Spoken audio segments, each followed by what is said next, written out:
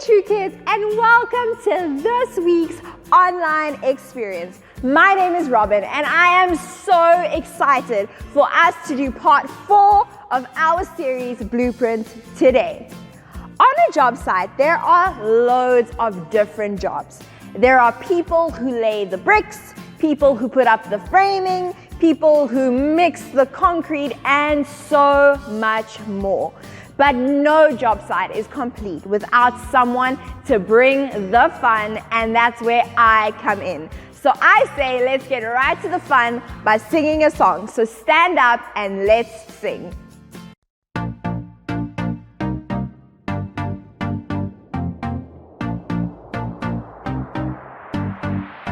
You know when I'm lonely, you know when I'm sad, I know, and you are with me, yeah, you are with me.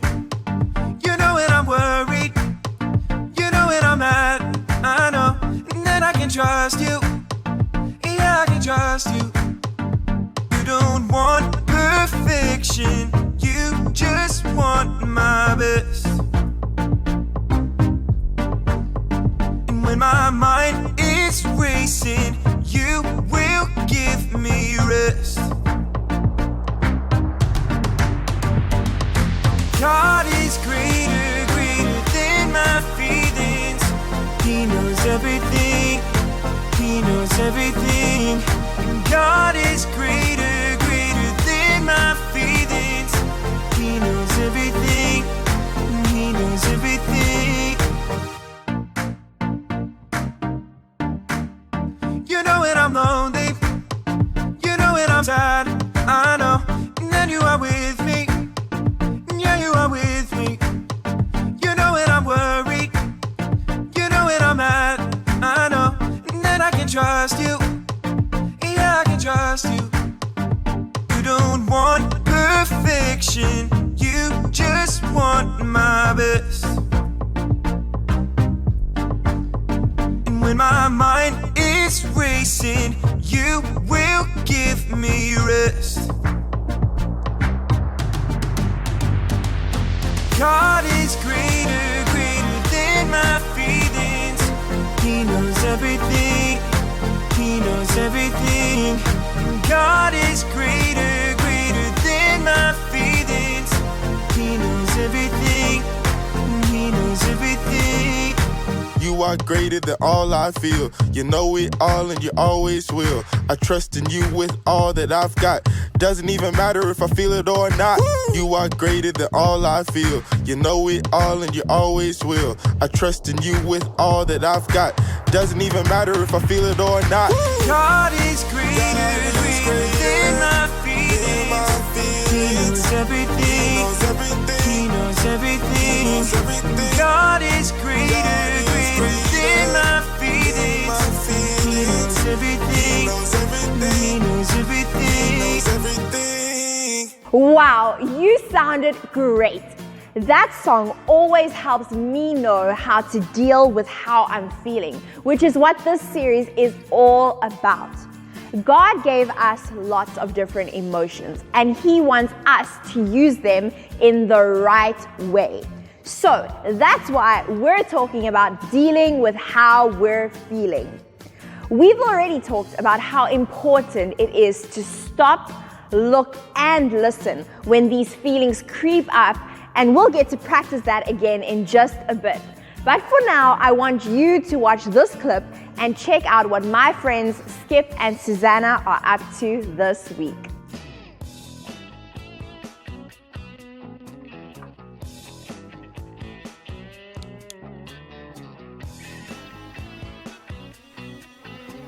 Working with the excavator, working with the excavator, working with the excavator. Yeah!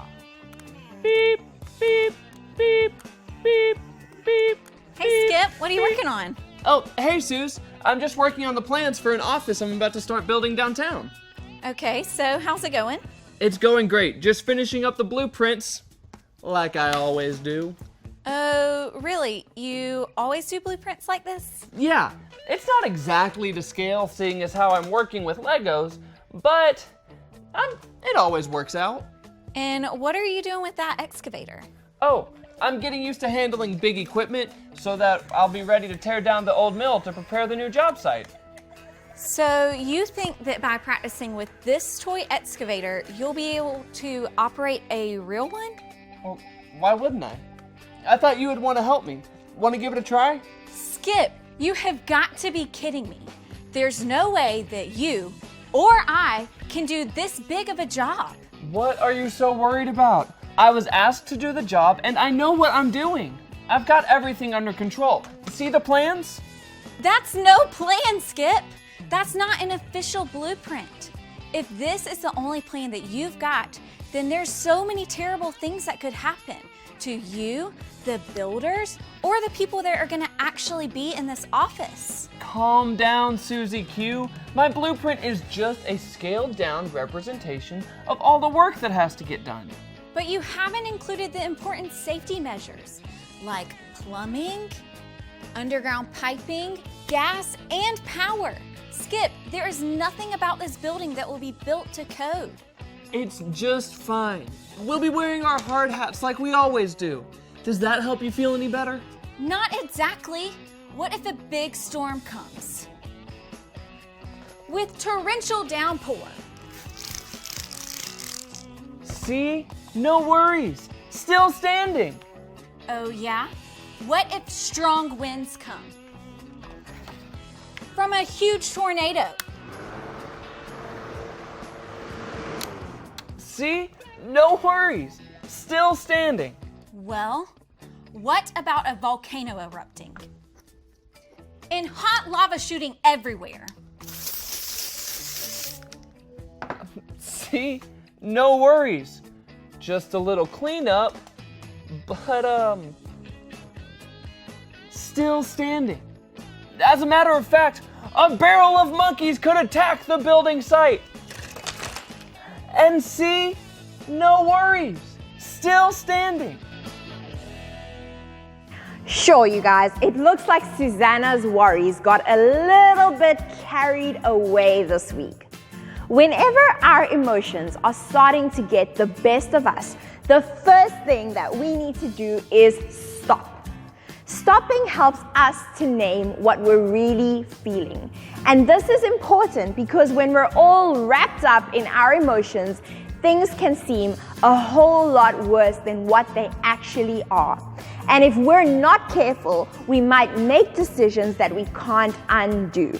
So, to help us practice stopping and giving our feelings a name, let's take a look at this week's emoji identification. As you can see, there are emojis on the screen. We're going to pick out which emotions we just saw Susanna have by making faces like those emojis. So on the count of 3, I want everyone to guess which emotions you saw in the video by making a face like the emojis.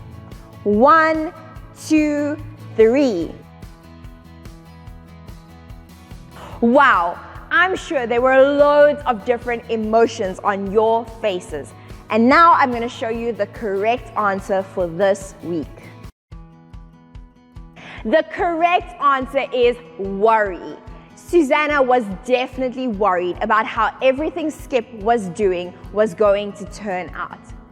Raise your hand if you've ever felt worried about something. I'm sure many of you, including myself, as you can see, had your hands raised. And that's because some of the things we face are scary and we can all worry sometimes. But worry starts in small ways and can easily get out of control in no time. And before we know it, we'll find ourselves scared of what might happen next. But that's why we have to stop and deal with how we feel. And when dealing with feelings, step 2 is also very important. Looking helps us see what is really going on. Susanna was worried and could only think about what could go wrong. Some of the things worrying her were real, but then some other things like the barrel of monkeys falling from the sky, that was a little bit out there. But if Susanna would have looked around at what was really going on, she would have seen that there was no reason to worry at all. And that's because God has it all under control.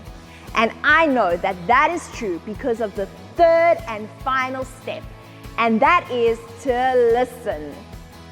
If Susanna would have done step 3, she would have learned that in all things she can trust God. Listening to what God says is true is very important when dealing with how we feel, especially when we're worried. When I feel worried, I go to my blueprint for life, the Bible. In the story we're about to watch, we'll see a man who was dealing with some serious worry. But listen closely to what happened when he stopped asking what if and started trusting God. Hey everybody, listen up. Here's what God has to say. Has to say about what? Well, I was just about to tell you Wait, that... is it good news or bad news? Like, good news as when we're having pancakes for dinner? Pancakes? What are you even talking about? Oh no! Is it bad news? As in velociraptors are prowling around downtown with laser beams coming from their eyes and they're stealing everyone's pants? So many pants! It's got me so worried. Let me stop you right there. That's what our story is about. About pants? Ha ha, not pants. Worrying. There are so many things we can worry about, and God has something to say about it. So let's jump into our story about Gideon. Gideon! My main man! But wait, what did he have to worry about? Great question, and great place to start. So Gideon was an Israelite. The Israelites were God's chosen people, but they started to do some really bad things that upset him. Oh, like cheating on tests and staying up past their bedtimes? That's like bad. Oh, even really badder than that. They started to disobey God. So he let a mean group of people, the Midianites, rule over them. For years, they would attack the Israelites and destroy their crops. Oh man, bullies who take your lunch money? Definitely lots to worry about. Oh yeah, and this went on forever. Finally, the Israelites shouted out to God, asking for his help. Time to throw up the bat signal. Even though the Israelites had started worshiping false gods, the one true God heard their cries. He had an idea and was about to come through for them big time. He was going to give them a shrink ray gun so they could turn the Midianites into little baby ants. Now that's an idea. Oh, it's an idea, all right. And that's where Gideon comes back into the picture. Gideon, who was hiding while separating the wheat they used for bread, was worried that if the Midianites knew he had food, they would take it. That's when God sent an angel who said to Gideon, "Mighty warrior, God is with you." Gideon did not feel like God was with them and asked the angel about all the bad things that were happening. That's when God himself spoke to Gideon. He said, "You are strong. Go and save Israel from the power of Midian. I am sending you." Well, I guess it doesn't get much more clear than that, right? Well, you'd think so, but Gideon was still worried. He wondered why on earth God would choose him to go save everyone. It's not like he came from a strong family. Gideon didn't feel important at all. God reassured Gideon that he would be with him, but Gideon needed a sign. So he asked God to stick around for a minute while he prepared an offering. I'm sure God didn't mind waiting since he's got all the time in the world. Gideon whipped up some bread and goat stew, brought it back, and placed it on a rock. That's when the angel touched it with a stick, and the whole thing went up in flames. Flaming bread, and flaming stew, and flaming rocks. There weren't any flaming rocks, but Gideon did make an altar there for God. And speaking of altars, that same night, Gideon snuck around. Like a ninja dressed in all black, throwing ninja stars at the other altars, and slicing a pole in half using a samurai sword. Gideon didn't have ninja stars or a samurai sword, but he did destroy the altar and pole his family had used for worshiping false gods. Yeah, that's what I meant to say. Gideon did all this at night because he was afraid and worried that his family would be very angry with him. When the townspeople saw what Gideon had done, they wanted him to pay for it.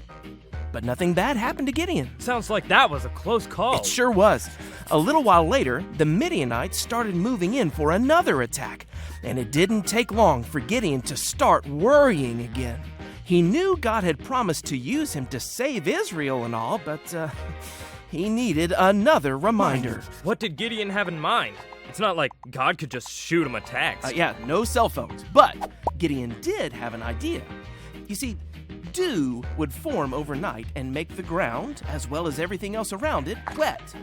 So Gideon left a piece of wool on the ground overnight and asked God to make the wool wet from the dew, but leave the ground dry. Wet wool, dry ground, check. Sure enough, God did just that. But Gideon still wasn't sure and asked God if he'd do just the opposite the next night. Okay, so dry wool and wet ground. Got it. When Gideon woke up the next morning, that's exactly what he found. The wool was dry, but the ground around it was covered in dew. Please tell me Gideon trusted God this time. Gideon was now confident that God wanted him to fight the Midianites. He knew that the Lord thought he was good enough to do the job. So Gideon decided to stop worrying, trust God, and do exactly what God wanted him to do. So the next time we find ourselves worrying about anything, we can trust God.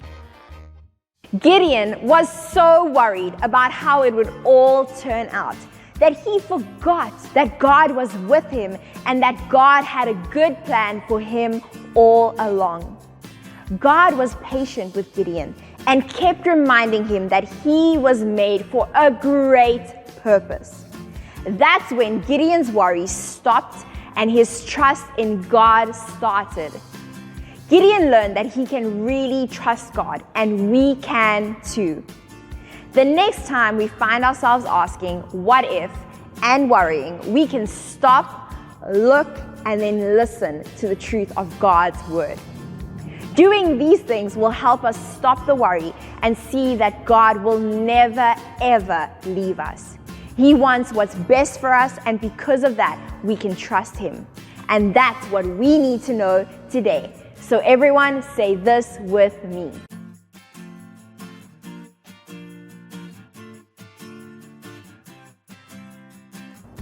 When I feel worried, I can trust God. So say it again, guys. When I feel worried, I can trust God. That's right. No matter what we go through, we can trust God. We can spend our time worrying, but it won't change our situations or make the situations any better. Instead, we can choose to trust God because we know that he loves us, that he is always with us, and that he wants the very best for us. Okay, so I am going to stop right now and name my feeling as super excited to sing our next song. So stand up and sing it with me.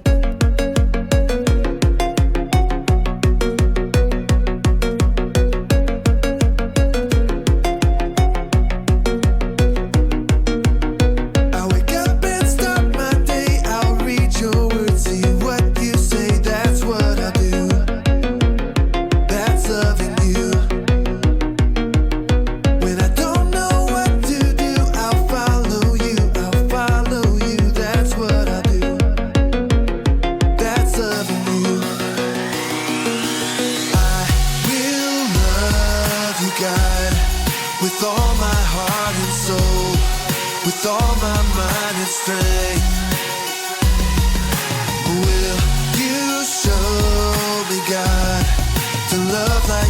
love me, so all the world will see.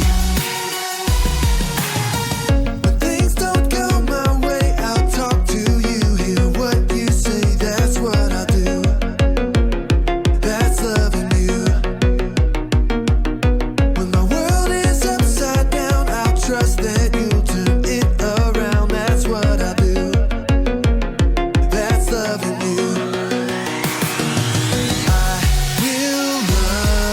God, with all my heart and soul, with all my mind and strength.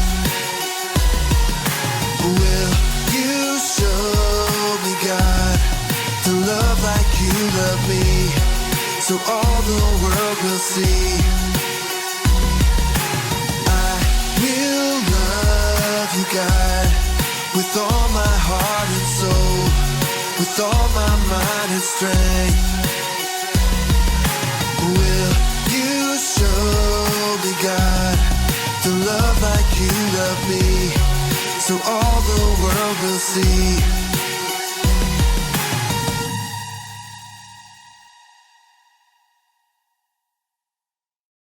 Wow, you guys are sounding better and better each week.